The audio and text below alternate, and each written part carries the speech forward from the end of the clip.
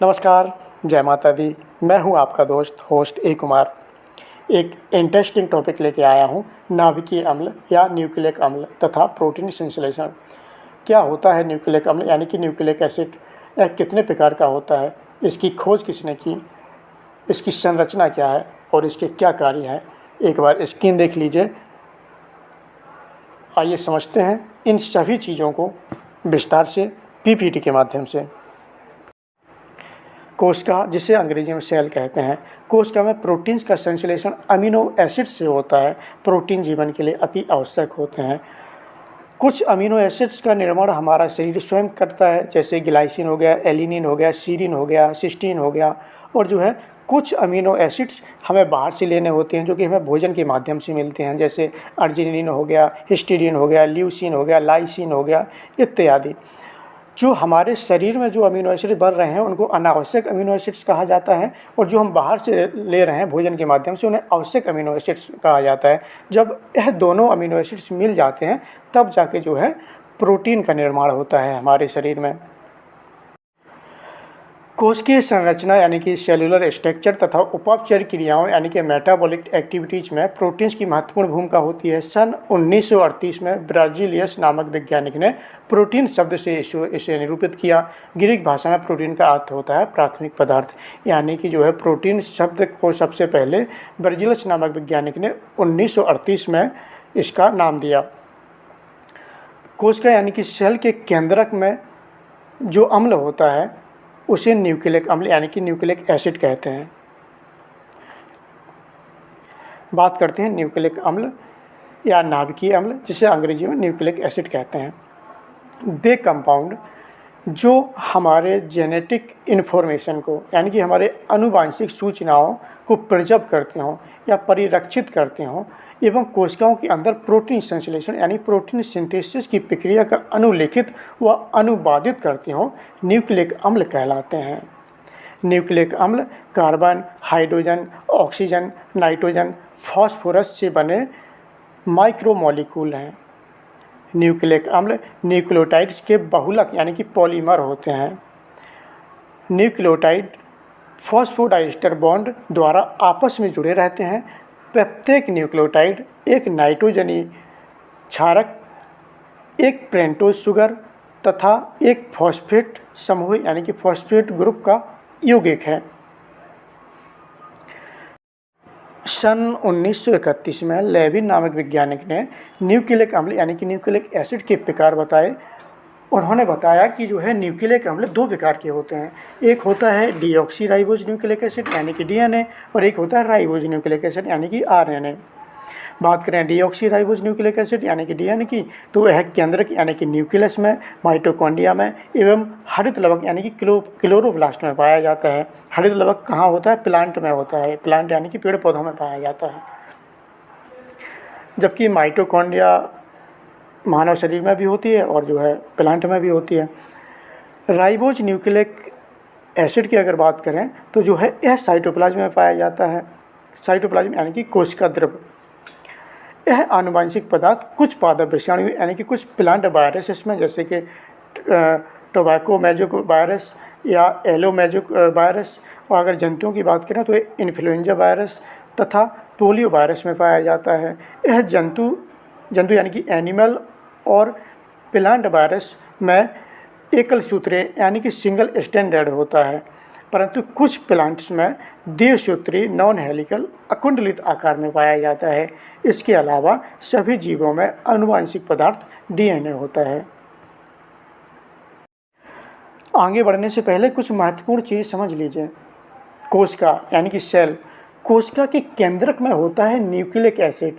Nucleic acid में गुणसूत्र होता है यानी कि क्रोमोसोम्स होता है, और जब गुणसूत्र यानी क्रोमोसोम्स को पृथक यानी कि अलग कर बारीकी से विश्लेषण किया जाए तो क्रोमोसोम्स में होता है हमारा डीएनए, और डीएनए में होता है जीन, और जीन में पाए जाते हैं हमारे न्यूक्लियोटाइड। जो डीएनए का स्ट्रक्चर होता है उसके जो बाहर की जो परत होती है उसको न्यूक्लियोटाइड कहा जाता है, और न्यूक्लियोटाइड फॉस्फोएस्टर बॉन्ड द्वारा आपस में जुड़े रहते हैं। प्रत्येक न्यूक्लियोटाइड एक नाइट्रोजन बेस, एक पेंटोज शुगर और एक फॉस्फेट समूह का यौगिक है। तो सीधी सीधी सी बात ये है कि जो हमारा आनुवंशिक जानकारी है, हमारा जो जेनेटिक मटेरियल है, वो हमारे न्यूक्लियस में मौजूद है न्यूक्लिक एसिड के रूप में, जिसमें हमारा क्रोमोसोम्स है, उसमें हमारा डीएनए है, उसमें हमारा जीन है। यानी कि हमारे पीढ़ी दर जो चली आ रही आनुवंशिक जानकारी है, वो सभी जो है न्यूक्लियस में मौजूद है न्यूक्लिक एसिड के रूप में।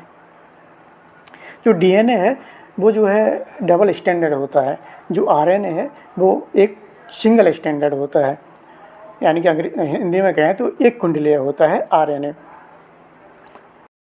अब अपन बात करते हैं न्यूक्लिक अम्ल की खोज की। न्यूक्लिक अम्ल को नाभिकीय अम्ल भी कहते हैं। कई बार क्वेश्चन आता है कि नाभिकीय अम्ल को परिभाषित कीजिए और इसकी खोज किसने की, है ना। तो न्यूक्लिक अम्ल को ही नाभिकीय अम्ल कहते हैं। सर्वप्रथम फ्रेडरिक मिक्सचर नामक वैज्ञानिक ने सन 1869 में मवाद में मिलने वाली श्वेत रुधिर कणिकाओं यानी कि पस में मिलने वाली वाइट ब्लड सेल्स के केंद्रक से जटिल कार्बनिक अम्ल पृथक किया और इसे न्यूक्लियन नाम दिया। न्यूक्लियन नाम फ्रेडरिक मिक्सचर ने किसे दिया? न्यूक्लिक एसिड को। अभी जो है न्यूक्लिक एसिड का जो एक्चुअल नाम है यानी कि न्यूक्लिक अम्ल, वो नाम दिया अल्टमैन नामक वैज्ञानिक ने सन 1889 में। इसमें कन्फ्यूज नहीं होना है। जो न्यूक्लिक एसिड है इसको जो है फ्रेडरिक मिक्सचर ने न्यूक्लियन नाम दिया था, जबकि न्यूक्लिक एसिड का एक्चुअल नाम देने वाले वैज्ञानिक अल्टमैन है, जिसने 1889 में दिया। इसके बाद 1893 में कौशल नामक वैज्ञानिक ने न्यूक्लिक अम्ल के रासायनिक घटकों का पता लगाया। इसके लिए 1910 में कौशल नामक वैज्ञानिक को जो है नोबेल पुरस्कार प्राप्त हुआ। अब बात करते हैं न्यूक्लिक अम्ल या नाभिकीय अम्ल की संरचना की, यानी कि structure of nucleic acid. Nucleic acid का प्रत्येक मॉलिक्यूल हजारों इकाइयों या एक लाखों यानी कि मोनोमर्स का बना है और इन्हें न्यूक्लियोटाइड्स कहते हैं। इस फोटो के माध्यम से आप समझ लीजिए न्यूक्लिक एसिड की पूरी रूपरेखा। जैसा कि मैंने बताया है कि कोशिका के केंद्रक यानी कि सेल के न्यूक्लियस में होता है न्यूक्लिक एसिड और न्यूक्लिक एसिड में होता है क्रोमोसोम्स में होता है हमारा डीएनए और डीएनए में होता है हमारा जीन और जीन में होता है जो है न्यूक्लियोटाइड। और यहाँ पे न्यूक्लियोटाइड दो प्रकार का है, न्यूक्लियोसाइड और फास्फोरिक एसिड। न्यूक्लियोसाइड भी जो है दो प्रकार का होता है, एक होता है शुगर और एक होता है नाइट्रोजन बेस। शुगर दो प्रकार की होती है, राइबोस शुगर और deoxy ribose sugar. Ribose sugar जो है आरएनए में पाई जाती है और डीऑक्सी राइबोस शुगर डीएनए में पाई जाती है। नाइट्रोजन बेस दो प्रकार के होते हैं, प्यूरिन और पिरिमिडिन। प्यूरिन भी दो प्रकार के होते हैं, एडिनिन और ग्वानिन, जबकि पिरिमिडिन होते हैं तीन प्रकार के, थाइमिन, साइटोसिन और यूरेसिल। यूरेसिल विशेष रूप से पाया जाता है आरएनए में, जिसके बारे में मैं आगे बात करूँगा। बात करते हैं न्यूक्लियोसाइड की। न्यूक्लियोसाइड एक नाइट्रोजन बेस व शुगर के मध्य एन ग्लाइकोसिटिक बॉन्ड के बनने से बनी इकाई न्यूक्लियोसाइड कहलाती है। जैसे कि मैंने बताया कि न्यूक्लियोसाइड शुगर और नाइट्रोजन बेस से मिलकर बनता है। बात करते हैं न्यूक्लियोटाइड का। आसान भाषा में समझिए कि फॉस्फोरिक एसिड एवं न्यूक्लियोसाइड के संयोजन से न्यूक्लियोटाइड बनता है। जैसे कि न्यूक्लियोटाइड दो प्रकार का होता है, फॉस्फोरिक एसिड और न्यूक्लियोसाइड। इन्हीं दोनों के संयोजन से जो है न्यूक्लियोटाइड का निर्माण होता है। और जो मैंने नीचे दिया है ये न्यूक्लियोटाइड का रासायनिक स्ट्रक्चर दिया हुआ है, एक बार आप देख लीजिए इसे। न्यूक्लियोटाइड जैविक तंत्र यानी कि बायोलॉजिकल सिस्टम में ऊर्जा संचय यानी कि एनर्जी स्टोर का कार्य करते हैं। जैसे एडिनोसिन ट्राइफॉस्फेट यानी कि एटीपी। एटीपी की संरचना, यहाँ पे मैंने एटीपी की रासायनिक संरचना दी हुई है। कई बार एग्जाम में पूछा जाता है कि एटीपी की रासायनिक सूत्र की संरचना बनाइए, तो इसे एक बार आप इसका स्क्रीनशॉट ले लीजिए। बात करते हैं पॉलीन्यूक्लियोटाइड की। पॉलीन्यूक्लियोटाइड का सीधा संबंध जो है न्यूक्लिक एसिड से है। न्यूक्लियोटाइड की बहुत सी इकाइयाँ परस्पर फॉस्फोडाइएस्टर बॉन्ड द्वारा जुड़कर पॉलीमेरिक स्ट्रक्चर पॉलीन्यूक्लियोटाइड का निर्माण करती हैं और ये पॉलीन्यूक्लियोटाइड ही न्यूक्लिक एसिड बनाते हैं। बात करते हैं शर्करा की। शर्करा यानी कि शुगर, यह पेंट्रोज प्रकार की होती है, अर्थात यह 5 कार्बन परमाणुओं वाली शर्करा होती है। न्यूक्लियोटाइड मॉलिक्यूल्स में निम्नलिखित 2 प्रकार की शर्कराएँ होती हैं। एक होती है जो है राइबो शर्करा और एक होती है डीऑक्सी राइबो शर्करा। राइबो शर्करा जो है पाई जाती है आरएनए में और डीऑक्सी राइबो शर्करा पाई जाती है जो है डीएनए में। अब बात करते हैं फॉस्फेरिक अम्ल की, जिसे जो है फॉस्फेट भी कहा जाता है। फॉस्फेरिक अम्ल की उपस्थिति के कारण न्यूक्लिक एसिड एसिडिक नेचर का होता है, यानी कि जो है फॉस्फेट की उपस्थिति के कारण न्यूक्लिक अम्ल अम्लीय प्रकृति का होता है। बात करते हैं नाइट्रोजनी क्षार की, यानी कि नाइट्रोजन बेस की। नाइट्रोजन बेस 2 प्रकार का होता है, प्यूरीन और pyrimidine। वहीं प्यूरीन की बात करें तो प्यूरीन 2 प्रकार का होता है, एडिनिन और ग्वानिन। एडिनिन को ए से संबोधित करते हैं और ग्वानिन को जी से संबोधित करते हैं।